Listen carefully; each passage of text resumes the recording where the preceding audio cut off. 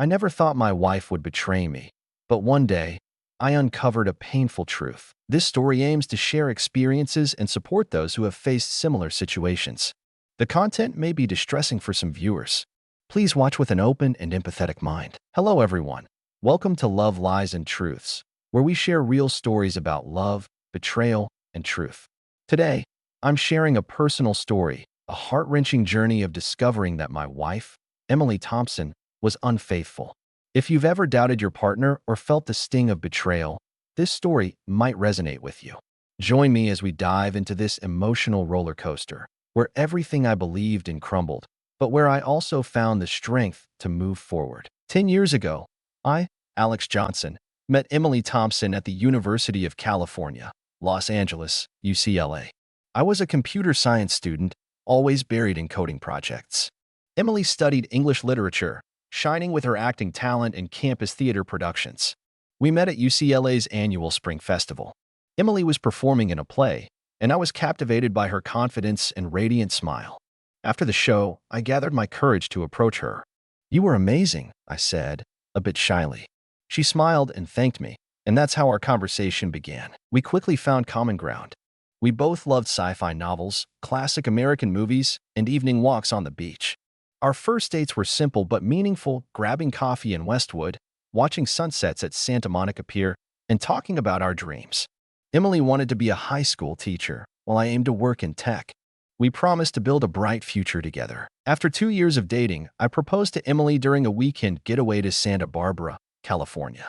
Under a starry sky, I knelt and offered her a ring I'd saved up for a year to buy. "Emily, you're the love of my life. Will you marry me?" Tears streamed down her face as she nodded. "Yes, I will." It was the happiest moment of my life. Our wedding took place on a sunny summer day in Santa Barbara. Emily wore a white wedding dress, looking like a vision. Family and friends gathered to celebrate our union. After the wedding, we settled in Los Angeles to start our new life. I worked as a software engineer at a tech company, and Emily became a literature teacher at a local high school. We bought a small house in a quiet neighborhood, turning it into our cozy home. 2 years later, our son, Ben, was born. Holding him for the first time melted my heart.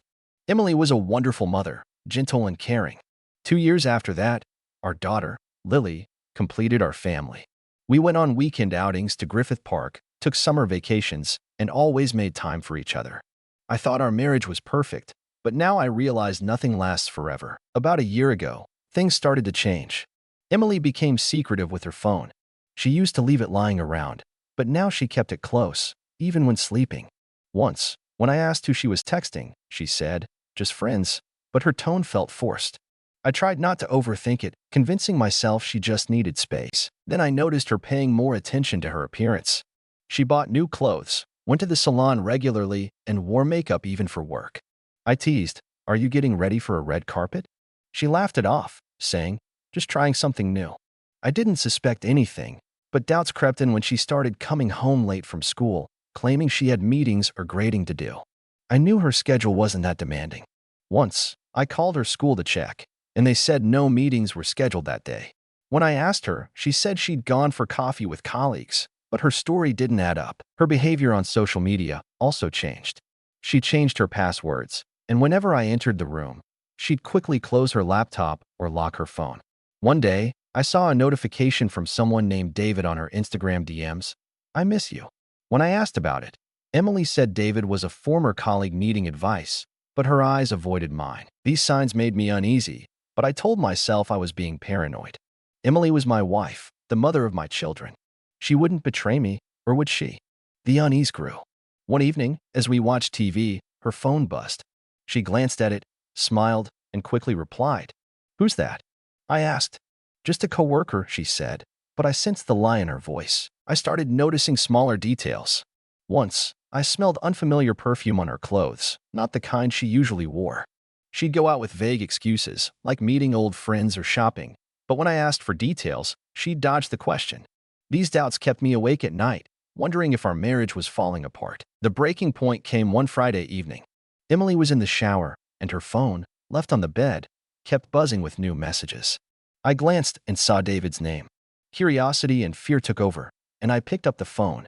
I still knew her password, So I unlocked it and opened the messaging app. What I saw stopped my heart. Hundreds of messages between Emily and David, spanning months. I miss you. Meet tonight. Last night was amazing. There were photos, intimate selfies of them together at places I didn't recognize. I scrolled up and saw they'd met at least 10 times, at hotels, restaurants, even a weekend trip when Emily told me she was visiting her parents. One message broke me. I love you, Emily. I want to be with you forever. Her reply, I love you too, David. But I have a family. The ground seemed to collapse beneath me. My wife, the woman I'd loved for years, was in love with someone else. I dropped the phone, feeling nauseous and dizzy. When Emily came out of the bathroom, she saw my face and knew something was wrong. What's going on, Alex? She asked, her voice trembling. I held up the phone. Who's David? I demanded, my voice shaking with pain and anger. Her face went pale.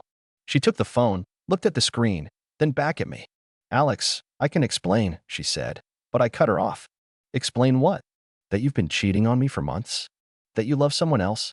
My voice echoed with hurt and fury. Emily started crying. It's not what you think. Let me talk.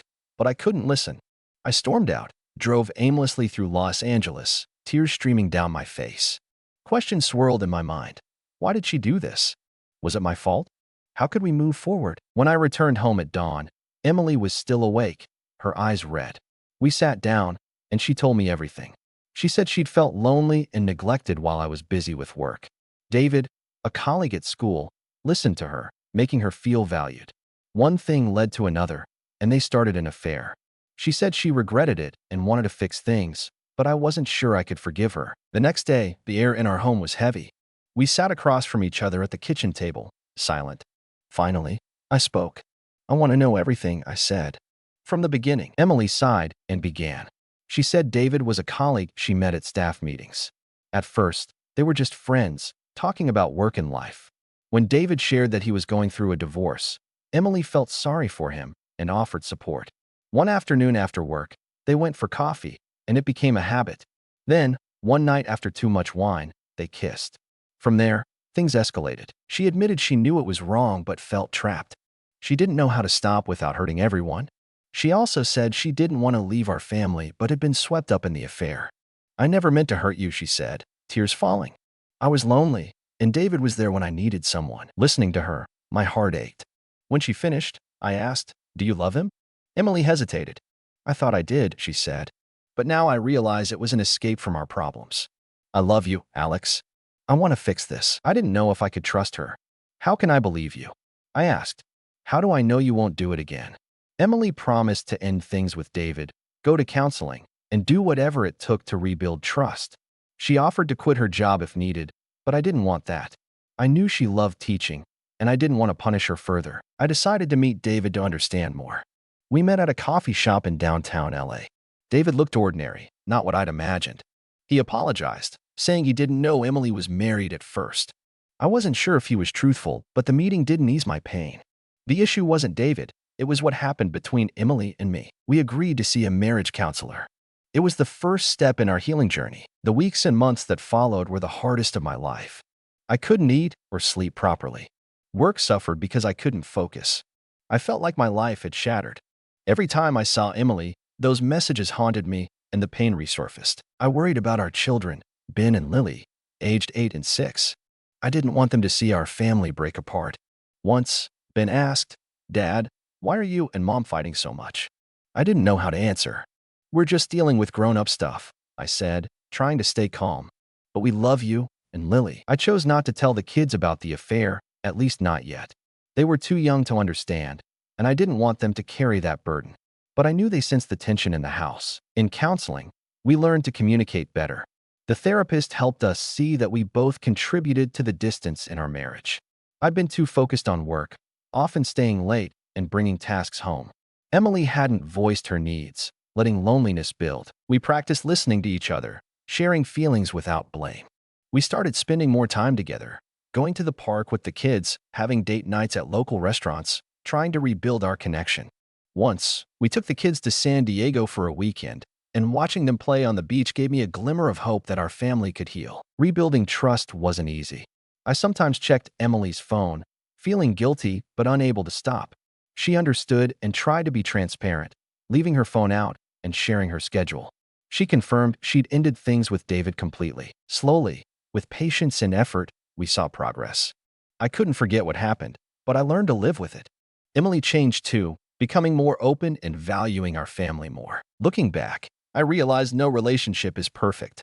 It requires constant effort from both partners. I learned that neglecting each other can lead to serious consequences, and communication is key to a strong marriage. If I'd paid more attention to Emily, things might have been different. I also understood that betrayal isn't just one person's fault. It's often a symptom of deeper issues. While I may never fully forgive, understanding the reasons helps us move forward. I learned that love isn't a given. It needs nurturing every day. Today, Emily and I have rebuilt our relationship. We're more open, cherish each other more, and remind ourselves of what we've overcome.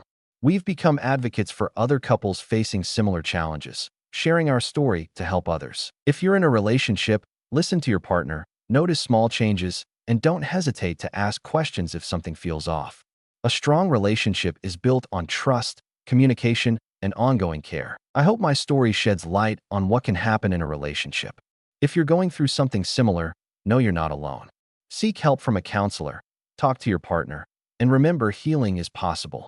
Every relationship has challenges, but with effort and commitment, you can overcome them. Share your story with us at Love, Lies, and Truths. Your experience could help others and build a supportive community. Don't forget to subscribe and hit the bell icon to catch our next true story. Thank you for listening, and see you on Love, Lies, and Truths.